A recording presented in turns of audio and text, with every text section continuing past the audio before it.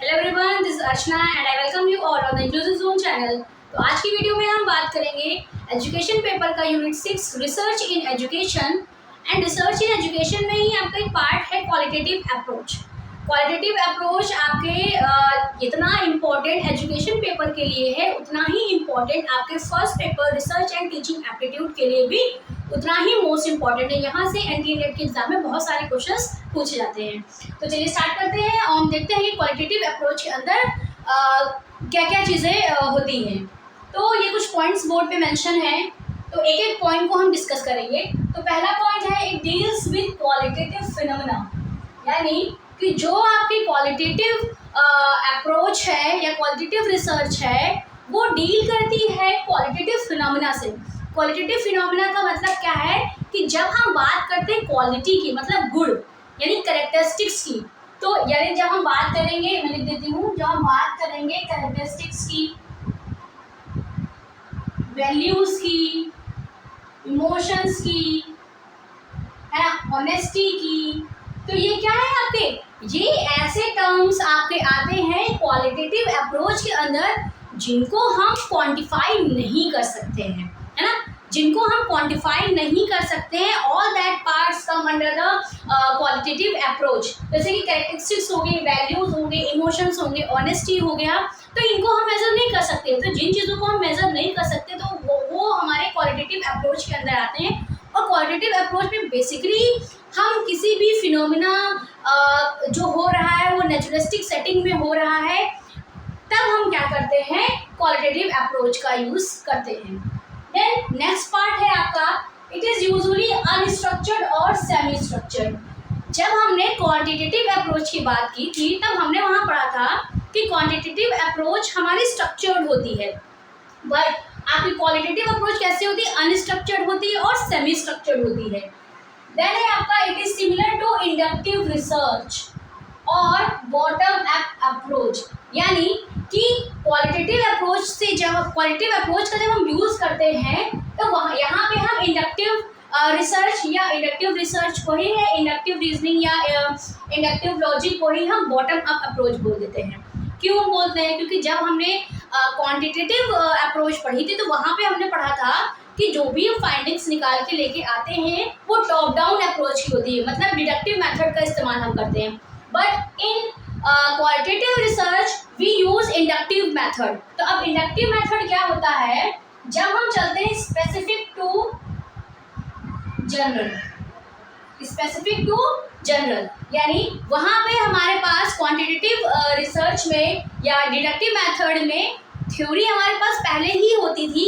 उस थ्योरी को हम क्या करते थे, हाइपोथेसिस बना के हाइपोथेसिस की टेस्टिंग करते थे, थ्योरी को टेस्ट करते थे, और जो हमारा रिजल्ट या फाइंडिंग्स आती थी उसके बेसिस पे हम कंक्लूजन निकालते थे। लेकिन बॉटम अप अप्रोच में ऐसा नहीं होता है। यहाँ पे हम स्पेसिफिक टू जनरल चलते हैं, हमारे पास कोई एक स्पेसिफिक चीज़ होती है, उस स्पेसिफिक चीज़ को हम क्या करते हैं, बाद में जनरलाइज करते हैं। आप ये कह सकते हैं कि यहाँ पे हम हाइपोथेसिस की टेस्टिंग नहीं करते हैं। देन आपका थर्ड पॉइंट है, sample size is small with greater depth, यानी कि क्वालिटेटिव अप्रोच का जब हम यूज़ करते हैं तो यहाँ पे जो हमारा सैंपल साइज होता है वो बहुत ही छोटा होता है, और जब हमारा सैंपल साइज छोटा होगा तो डेप्थनेस क्या होती है, बहुत ही ज़्यादा होती है। जैसे कि सपोज कि ये आपके एक वॉल है ना, अब इस वॉल में हमें कील लगानी है ना, तो क्या होगा, कील इतनी ही स्पेस में जाएंगी ना, इतनी स्पेस में कील जाएगी और वो गहराई में जाएगी। तो मतलब क्या है कि यहाँ पे जो नेल है आपकी, नेल ने स्पेस कम कवर किया लेकिन उसमें डेप्थनेस बहुत ज़्यादा गई। इसी तरीके से आपका क्वालिटेटिव अप्रोच होता है। क्वालिटेटिव अप्रोच में जब भी जो हमारा सैंपल होता है, सैंपल का साइज स्मॉल होता है, और जब सैंपल का साइज स्मॉल होता है तो जो डेप्थनेस होती है हमारी फाइंडिंग्स की या जो भी हम कंक्लूजन निकालना चाह रहे हैं उसमें डेप्थ बहुत होती है। देन हम बात करते हैं non probability sampling techniques are used. जब हम बात करते हैं क्वालिटेटिव अप्रोच की तब यहाँ पे ये पॉइंट आपके बहुत इंपॉर्टेंट पॉइंट्स हैं, क्योंकि आपके पेपर 1 में भी मैं बताऊंगी कैसे क्वेश्चंस पूछे जाते हैं और पेपर 2 में कैसे क्वेश्चंस पूछे जाते हैं। तो क्वालिटेटिव अप्रोच में हम नॉन प्रोबेबिलिटी सैम्पलिंग का इस्तेमाल करते हैं। अब नॉन प्रोबेबिलिटी सैम्पलिंग का मतलब क्या है, नॉन प्रोबेबिलिटी सैम्पलिंग में जो आपका लॉ ऑफ प्रोबेबिलिटी है वो फॉलो नहीं होता है, यानी रैंडमाइजेशन नहीं होता है in the non probability sampling. But जब हमने क्वांटिटेटिव रिसर्च की बात की थी तो हमने ये बताया था कि यहाँ वहाँ पे हम प्रोबेबिलिटी सैम्पलिंग का यूज़ करते हैं, तो वहाँ पे रैंडमाइजेशन सैंपल को लेते वक्त हम रैंडमाइजेशन करते हैं। But in qualitative approach we doesn't follow the randomisation and we always use non probability sampling techniques. अब नॉन प्रोबेबिलिटी सैम्पलिंग टेक्निक्स में आपकी आती है स्नोबॉल सैम्पलिंग,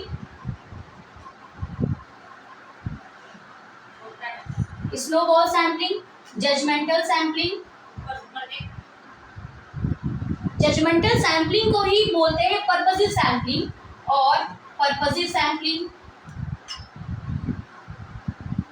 देन है आपकी कोटा सैम्पलिंग। तो ये कुछ कन्वीनियंस सैम्पलिंग भी आपकी इसी में आ जाएगी, चंक सैम्पलिंग भी इसी में आ जाएगी। तो ये कुछ आपकी नॉन प्रोबेबिलिटी सैम्पलिंग मेथड्स हैं जिनका यूज हम क्वालिटेटिव अप्रोच के अंदर करते हैं। देन है आपका डेटा कलेक्शन थ्रू ऑब्जर्वेशन, यानी कि जो हम डेटा कलेक्ट करते हैं वो या तो हम ऑब्जर्वेशन के थ्रू करेंगे, इंटरव्यूज के थ्रू करते हैं, हम यहाँ पे ट्रायंगुलेशन करते हैं और फोकस ग्रुप डिस्कशंस होते हैं, ऑटोबायोग्राफीज होती हैं। यानी जो भी हम डेटा कलेक्ट करते हैं वो हम इन मेथड्स का यूज करके हम क्वालिटेटिव अप्रोच में डेटा कलेक्ट करते हैं, यानी observation, interviews, triangulation, focus group discussions, है ना, ऑटोबायोग्राफीज, इन सब के थ्रू हम क्या करते हैं, डेटा का कलेक्शन करते हैं।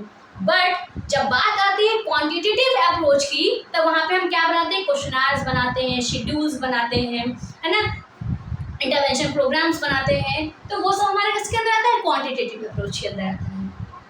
देन आपका नेक्स्ट पॉइंट है reflecting on less tangible aspects, यानी कि जब हम बात करते हैं क्वालिटेटिव अप्रोच की तो सब पहले ही मैंने आपको बताया क्वालिटेटिव अप्रोच नंबर्स के साथ डील नहीं करती है, ये डील करती है अपने कैरेक्टरिस्टिक्स के साथ, वैल्यूज के साथ, इमोशंस के साथ, ऑनेस्टी के साथ। ऐसे बहुत सारे एस्पेक्ट्स हैं जिनको आप क्वांटिफाई नहीं कर सकते हैं। तो जब हम किसी चीज़ को क्वांटिफाई नहीं कर सकते हैं देन हम किसका यूज़ करते हैं, क्वालिटेटिव अप्रोच का यूज़ करते हैं। तो आप ये कह सकते हैं कि जो पार्ट एस्पेक्ट्स टेंजिबल नहीं है, यानी जिनको हम छू नहीं सकते, देख नहीं सकते, उनको हम नंबर्स में कन्वर्ट नहीं कर सकते, तो वो सब हमारे किस में आते हैं, लेस टेंजिबल एस्पेक्ट्स में आते हैं। तो qualitative research deals with the less tangible aspects. Then आपका है non parametric statistics is used. Qualitative research में हम मोस्टली नॉन पैरामेट्रिक स्टैटिस्टिक्स का यूज करते हैं। देन है आपका generate new hypothesis. Qualitative research में हम हाइपोथेसिस को जनरेट तो करते हैं बट यहाँ पे हम उसकी टेस्टिंग नहीं करते हैं, है ना। क्वालिटेटिव रिसर्च में हम डील करते हैं रिसर्च क्वेश्चंस के साथ, ठीक है।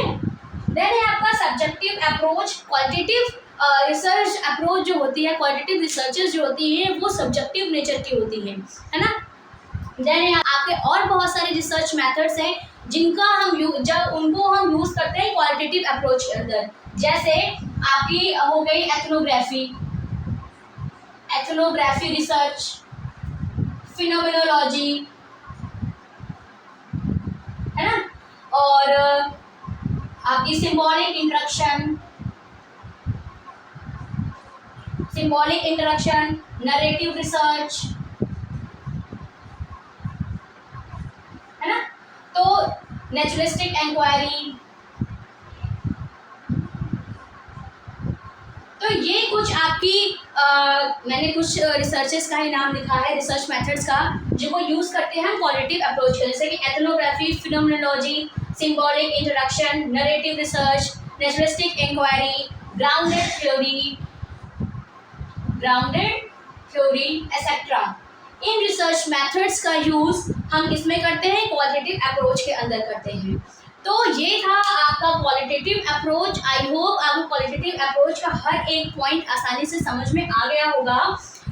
बात करते हैं आपके पेपर 1 की। तो पेपर 1 में आपके क्वेश्चंस आते हैं, जैसे पूछ लिया जाता है कि क्वालिटेटिव अप्रोच के अंदर हम कौन से रिसर्च मेथड्स का यूज़ करते हैं, तो आपको ये रिसर्च मेथड्स पता होने चाहिए। साथ ही साथ पूछते हैं कि जब हम क्वालिटेटिव अप्रोच का यूज़ करते हैं तो हम कौन सी सैम्पलिंग टेक्निक्स का यूज़ करते हैं, सैम्पलिंग मेथड्स का यूज़ करते हैं। तो आपकी स्नोबॉल सैम्पलिंग, जजमेंटल या purposes sampling, convenience sampling, quota sampling, तो ये सारी सैम्पलिंग हम किसमें यूज़ करते हैं, क्वालिटेटिव रिसर्च के अंदर यूज़ करते हैं। तो आई होप आपको क्वालिटेटिव रिसर्च आसानी से समझ में आ गई होगी। अब हम कुछ क्वेश्चंस करते हैं जिससे आपको क्लियर हो जाए कि क्वालिटेटिव रिसर्च से रिलेटेड किस तरीके के क्वेश्चंस पूछे जा रहे हैं। अभी बोर्ड पे आपके 2 क्वेश्चंस लिखे हुए जो कि रिलेटेड है आपके क्वांटिटेटिव और क्वालिटेटिव अप्रोच से। देखते हैं इन क्वेश्चंस में क्या बताया गया और इन क्वेश्चंस को हम कैसे अटेम्प्ट करेंगे। तो पहला क्वेश्चन है, विच of the following terms best indicates the intent of a qualitative research. यहाँ पे बात की जा रही क्वालिटेटिव रिसर्च की। तो देखिए पॉइंट्स क्या है, पहला पॉइंट है अंडरस्टैंडिंग, सेकेंड पॉइंट है एक्सप्लेनेशन, थर्ड पॉइंट है डिस्क्रिप्शन, फोर्थ पॉइंट है एक्सप्लोरेशन एंड ई वाला पार्ट है इंटरप्रिटेशन। अब आपको फाइंड करना है गलत ऑप्शन, है ना। एलिमिनेशन मेथड का आप यूज करके करेंगे तो आप सही आंसर तक पहुंच जाएंगे। तो अब देखिए जब हमने बात की थी क्वालिटेटिव रिसर्च की तो वहाँ पे हमने डिस्क्रिप्शन जैसी कोई भी चीज़ नहीं पढ़ी थी। जो आपका डिस्क्रिप्शन वाला ऑप्शन है ये क्या होगा, कट गया। अब आ जाइए कोड पे। कोड में देखिए सी कहाँ पे है, अब इन कोड्स में सी सिर्फ एक ही जगह पे है तो आपका थर्ड ऑप्शन क्या हो गया, पहले ही कट गया। अब हम दूसरा देखते हैं, अंडरस्टैंडिंग तो हमारा होता है क्वालिटेटिव रिसर्च के अंदर, तो अंडरस्टैंडिंग वाला ऑप्शन क्या हो गया आपका, सही है। अब देखिए ए कहाँ कहाँ पे है, ए है आपका फर्स्ट ऑप्शन में, सेकंड ऑप्शन में, आपके फोर्थ ऑप्शन में ए नहीं है तो इस फोर्थ ऑप्शन को भी काट दीजिए। अब बचते हैं आपके पास फर्स्ट और सेकंड। अब फर्स्ट और सेकंड में आपको पहचानना है कि कौन सा ऑप्शन आपको रखना है और कौन सा ऑप्शन एलिमिनेट करना है। तो अब देखिए जो आपका एक्सप्लेनेशन है ना, एक्सप्लेनेशन आपका इन क्वालिटेटिव रिसर्च नहीं होता है तो एक्सप्लेनेशन भी कट गया। अब आपके पास बचते हैं दो ऑप्शन और, एक हो गया एक्सप्लोरेशन और दूसरा हो गया आपका इंटरप्रिटेशन। तो आपका सही आंसर क्या हो गया, ए, डी और ई। तो इस तरीके से हम ऑप्शन आपके क्वालिटेटिव रिसर्च से क्वेश्चंस पूछे जाते हैं।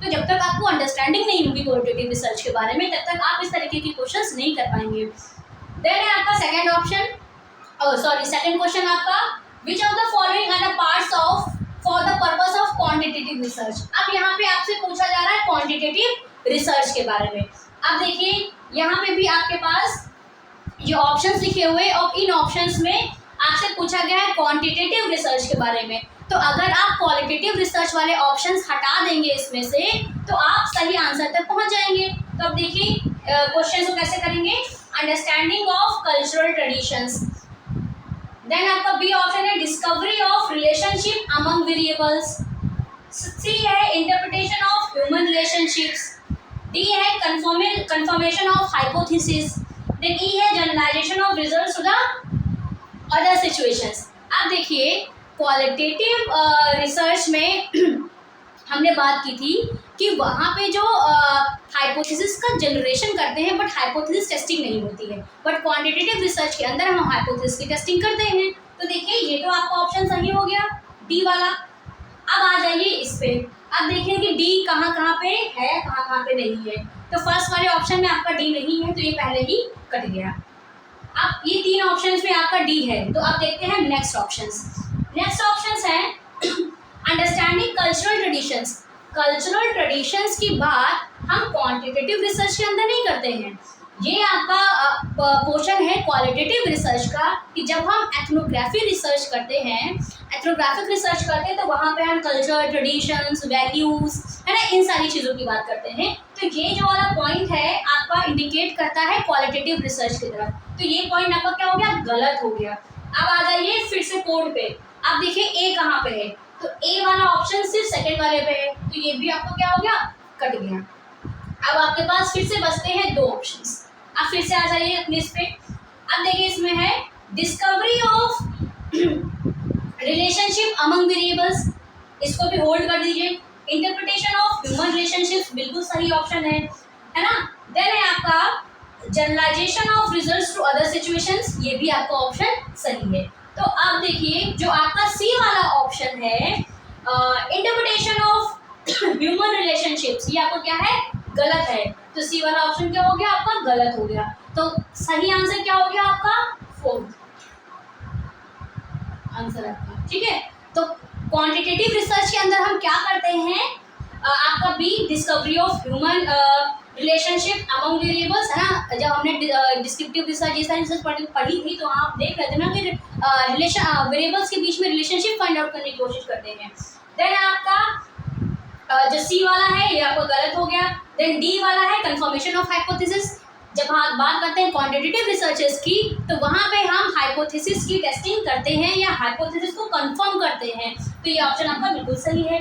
और देन हम आते हैं ई वाले ऑप्शन पे, generalisation of results to other situations. जब क्वांटिटेटिव रिसर्च करते हैं तो सैंपल साइज हमारा बड़ा होता है, तो सैंपल साइज बड़ा हमारा होता है, तो जनरलाइजेशन है वो हम अदर सिचुएशंस में बेहतर तरीके से कर पाते हैं। तो इसलिए ये वाला ऑप्शन आपका सही हो गया। तो इसके अकॉर्डिंग जो करेक्ट आंसर है बी, डी एंड ई। तो आई होप आपको क्वेश्चंस के थ्रू भी समझ में आया होगा कि क्वांटिटेटिव और क्वालिटेटिव रिसर्च से किस तरीके के क्वेश्चंस पूछे जाते हैं। तो आप ऐसे ही बाकी क्वेश्चंस की प्रैक्टिस करिए एंड मिलते हैं नेक्स्ट वीडियो में नेक्स्ट टॉपिक के साथ। तब तक के लिए थैंक यू।